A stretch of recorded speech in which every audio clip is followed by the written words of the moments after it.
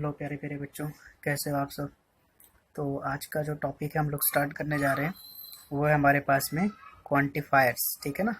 आज का पहला टॉपिक है क्वांटिफायर्स एंड क्वांटिफाइड स्टेटमेंट्स। तो ये क्वांटिफायर होते क्या हैं पहले वो देख लेंगे, फिर आगे की बात करेंगे। हमने पहले लेक्चर में पढ़ा था स्टेटमेंट की डेफिनेशन। ठीक है, स्टेटमेंट के बारे में। ठीक है, स्टेटमेंट और उसकी डेफिनेशन वगैरह के बारे में पढ़ा था। तो उसमें हमको एक चीज़ दिखी थी, ओपन सेंटेंस, है ना। तो ओपन सेंटेंस क्या होते हैं, ठीक है, जिनमें कुछ कंडीशंस डिफाइन ना हो। तो ओपन सेंटेंस को स्टेटमेंट बनाने के लिए अपन यूज़ करते हैं क्वांटिफायर्स। क्लियर।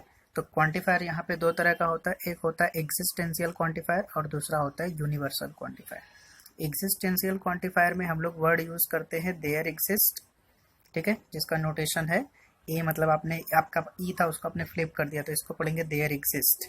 ठीक है।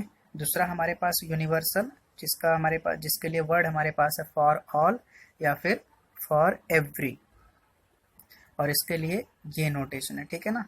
आपने एक को इस तरह से फ्लिप किया, ठीक है ना। तो ठीक है, वो नोटेशन आपको दोनों याद करके रखना है।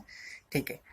अब क्वांटिफाइड स्टेटमेंट क्या होता है, अगर हमने किसी भी ओपन सेंटेंस में क्वांटिफायर लगा दिया तो क्वांटिफायर पहले लगते हैं, ठीक है ना, सेंटेंस स्टार्ट होने के पहले लगते हैं। तो उस सेंटेंस को हम लोग बोलेंगे स्टेटमेंट, वो स्टेटमेंट बन जाएगा, और जो नया स्टेटमेंट बनेगा उसको हम लोग बोलेंगे क्वांटिफाइड स्टेटमेंट। तो डेफिनेशन क्या बन जाती है, statement involving quantifiers are called quantified statement. ठीक है। अब इसके बाद में हमारा दूसरा टॉपिक है आज का डुअल। तो डुअल बहुत सिंपल है, हमने लास्ट लेक्चर में देखा था टोटोलॉजी और कॉन्ट्रडिक्शन। तो टोटोलॉजी के लिए हमने यहाँ पे नोटेशन ले लिया हुआ है, टोटोलॉजी के नोटेशन हमने लिया है टी, और कॉन्ट्रडिक्शन के लिए है स्मॉल सी।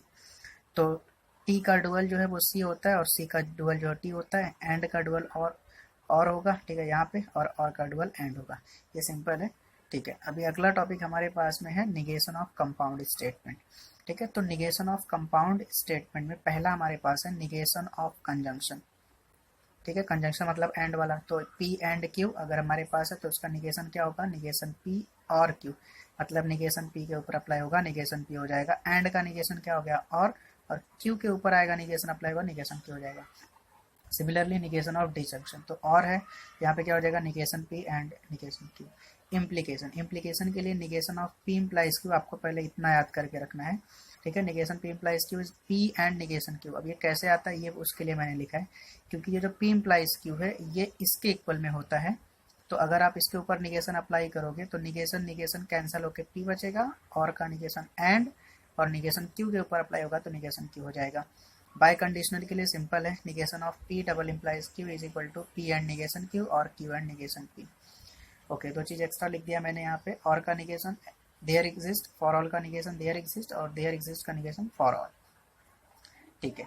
अब इसके बाद में हमारा अगला टॉपिक है कन्वर्स, इनवर्स एंड कॉन्ट्रापोजिटिव।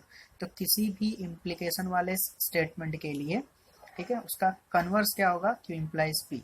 ठीक है। तो पी इम्प्लाइज क्यू का कन्वर्स क्या होगा, क्यू इम्प्लाइज पी, और पी इम्प्लाइज क्यू का इनवर्स क्या होगा, negation P implies negation Q. P implies Q का काउंट्रा पॉजिटिव क्या होगा, negation Q implies negation P. तो इनको एज अ फॉर्मूला आप याद करके रखना है। उसके बाद हमारे पास कुछ रिजल्ट आते हैं। ठीक है, ये रिजल्ट हम लोग देख लेते हैं। पहला रिजल्ट हमारे पास में negation of P and Q. ठीक है, एंड इज इक्वल टू क्या होता है, निगेशन ऑफ पी और निगेशन ऑफ क्यू। एंड दूसरा है निगेशन ऑफ पी और Q is equal to negation of P and negation of Q.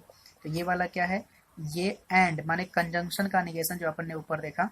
ठीक है, और ये और यानी डिसजंक्शन का निगेशन जिसको अपन ने ऊपर देखा। तो ये दोनों को हमने नाम दिया है, नाम दिया है मतलब ये मिलते जुलते हैं सेट थियरी से। तो सेट थियरी में क्या था, इसका नाम था डी मॉर्गन्स। तो इन दोनों को हमने नाम दिया are called De Morgan's laws. Clear, ये आपने सेट थियरी में पढ़ा होगा। एंड मतलब इंटरसेक्शन, और मतलब यूनियन, निगेशन मतलब डैश। ठीक है ना, जिसको आप वहां पे क्या बोलते थे,